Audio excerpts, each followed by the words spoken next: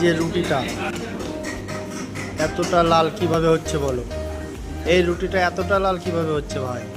Guys আজকে রুটি খেতে এসে দেখো কেমন একটা অস্বাভাবিক ব্যাপার হয়ে গেল। মানে ফুড কালারের ডোবা একটা খাবার আমাদেরকে খাইয়ে দেওয়ার চেষ্টা করা হয়েছে।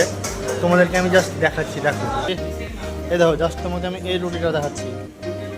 এই দেখো, তোমাকে আমি এটা রেখে দিলাম, তুমি জাস্ট 10 সেকেন্ডের মধ্যে দেখো এটার কালার কেমন হয়ে যায়। এই দেখো ভাই, এই দেখো লাল হতে লেগেছে আস্তে আস্তে। এই রুটিটা পুরো একদম লাল আগুন হয়ে যাবে এইটার মতো।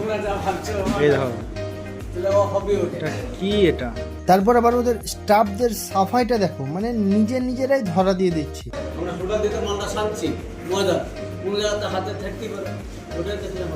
আমার থালা, এই দেখো চাচার থালা, চাচার থালা, সব তরকারি পড়ে আছে একদম।